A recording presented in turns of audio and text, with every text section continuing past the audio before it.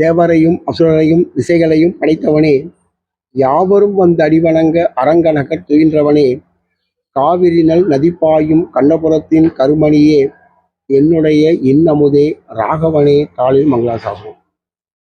எல்லாரும் வந்து அடி வணங்கக்கூடிய ஒரே திவ்ய தேசம் ஸ்ரீரங்கம்.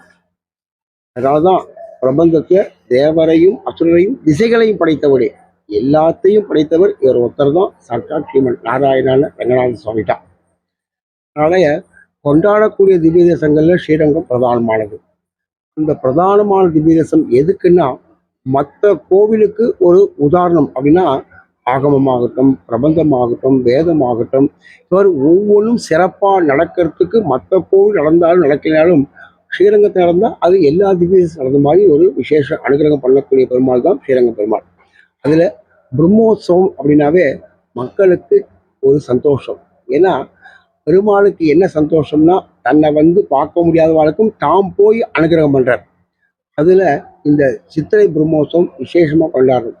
இந்த கோவில்ல பரவா அத்தனை பேரும் இந்த 10 நாளும் நீங்க எங்க திரும்பினாலும் கோவிந்தா கோவிந்தா கோவிந்தா தான். படிப்புங்கிறது எல்லா விஷயமான ஞானம் கிடையாது. ஆனா பெருமாளை வந்து தான் வாயால், அதனால சகசநாமே அதான் சொல்லார். 1008 திருநாமங்கள் சொல்லும் போதும் ஏதாவது ஒரு திருநாமங்கள் ஒரு நாள் சொன்னா கூட அந்த அந்த ஆத்மாவை காப்பாற்றுறேன்னு சொல்லி பகவான் பரமாத்மா பிராமிஸ் பண்ணிருக்கார், சத்தியம் பண்ணிருக்கார். அதுல இந்த கோவிந்தாங்கிற நாமத்துக்கு மட்டும் மிக சிறப்பா சொல்லிருக்கான். இந்த ஒரு வார்த்தை சொன்னாவே ஆழ்வார்கள் மங்களாசாசனே சொர்க்கமே நரகமாகுங்க.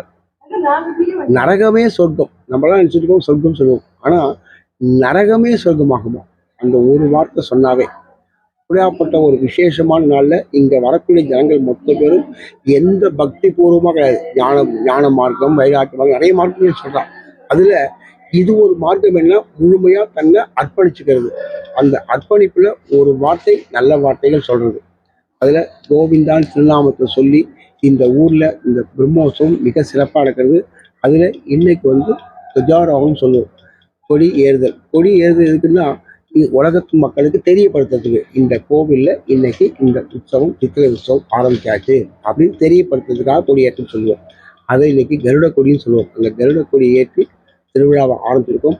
வரப்போற நாள் முழுக்க ஒவ்வொரு விதமான வாகனங்கள், ஒவ்வொரு விதமான அலங்காரங்களோட பெருமாள் திருவீதி மண்டபங்கள்லாம் போகிறார்.